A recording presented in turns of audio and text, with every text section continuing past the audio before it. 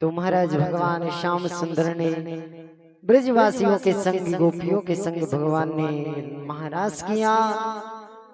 उसके बाद भगवान सुखदेव जी महाराज बता रहे कि राजन भगवान श्याम सुंदर ब्रजभूमि में सुंदर सुंदर लीलाएं कर रहे हैं। इसके बाद कंस को पता चला, माताएं बातें ना करें, हाँ, और आगे बैठ के तो बातें करनी है, गुरु जी का ध्यान भी डिस्टर्ब कर दो। कहां चल रही थी कथा?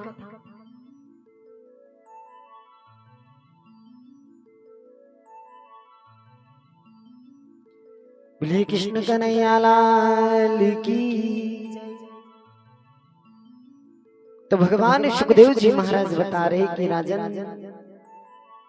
कंस को जब पता चला कि देवकी के गर्भ से जन्म लेने वाली 8वीं संतान अभी जीवित है, तो कंस ने अपने राज्य में एक बार अक्रूर जी महाराज को बुलाया और कहा कि आप एक बार वृंदावन जाओ और कृष्ण बलराम को मेरा संदेश देना कि तुम्हें तुम्हारे मामा कंस ने बुलाया है।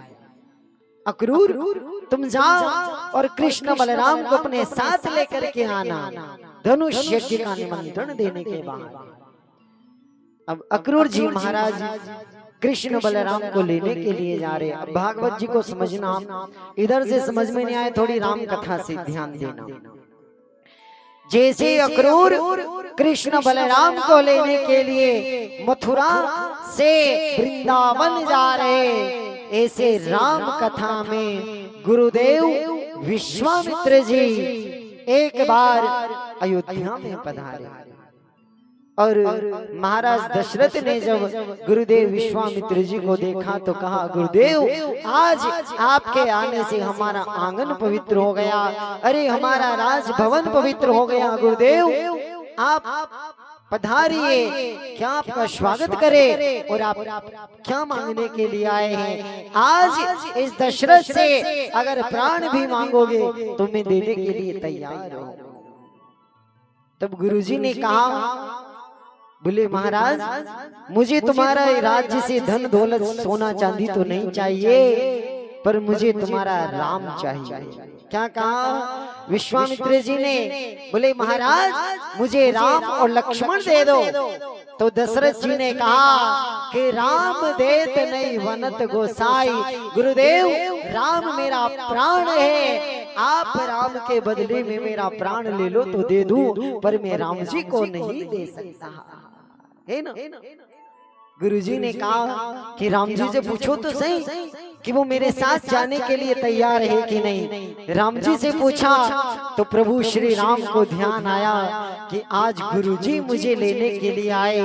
अगर राम को मर्यादा पुरुषोत्तम श्री राम बनना है तो आज गुरुजी का संग करना पड़ेगा, आज गुरु के संग मुझे जाना पड़ेगा।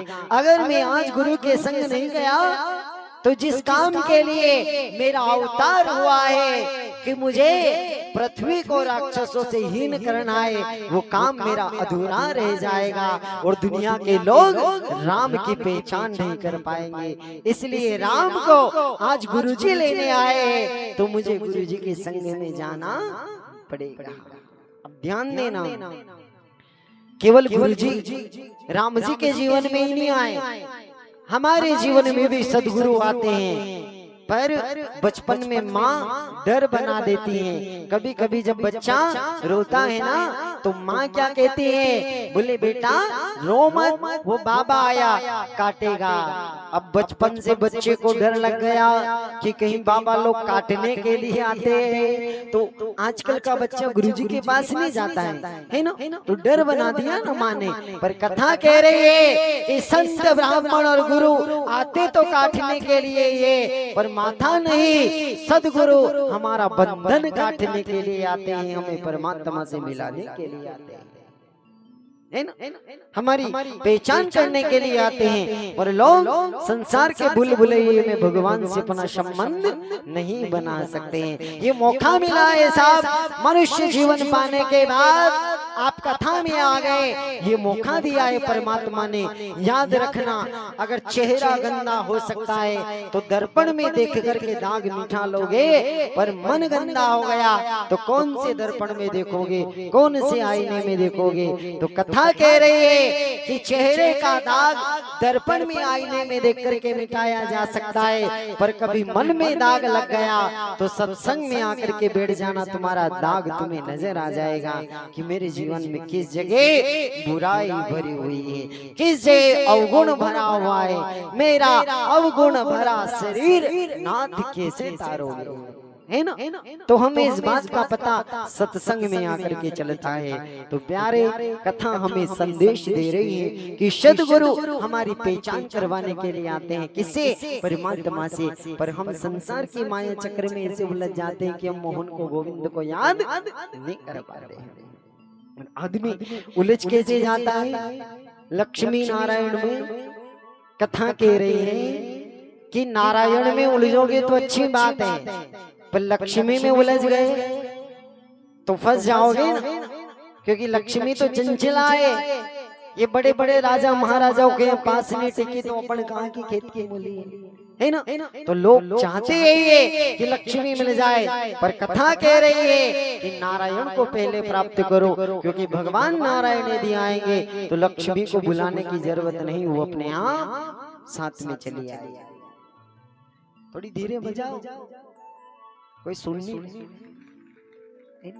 आज तो लड्डू वापले भी खाना नहीं, तो फिर ताली वाली बजाया करो, राधे राधे बोला करो। क्या बोलना पड़ेगा? देखो गुरुजी आज ही कहेगा कि ताली बजाओ, कल भी कह देगा, परसों के दिन ताली बजाएगा नहीं तो लोग बेंडा समझेंगे। उन्हें की कहीं भक्ति को रंग ज्यादा ही तो नहीं चढ़ी, है नहीं। तो आज और कल गुरुजी कहेंगे, इसलिए ताली जरूर बजाया करो। क्या बोलना पड़ेगा? राधे राधे, बोलिए कृष्ण कन्हैया लाल की जय हो। तो संत सद्गुरु हमारी पहचान करवाने के लिए आते हैं परमात्मा से। और कथा हमें ये संदेश दे रही है कि कभी कभी भगवान अगर यूं नहीं मिले और स्वप्न में भी आ जाए तो याद रखना वो भी उसकी बड़ी कृपा है। सोते सोते हरि नाम गुनगुनाते गुनगुनाते अगर नींद आ जाए और कभी स्वप्न में भी श्याम सुंदर आ जाए तो मानव जीवन सुंदर बन जाता है। प्यारे, मानव जीवन सुंदर बन जाता है। बोलिए कृष्ण कन्हैया लाल की। और भगवान से कहना है क्या? वो थारी चाकरी में चूक कोनी, हे राखू मारा सांवरिया।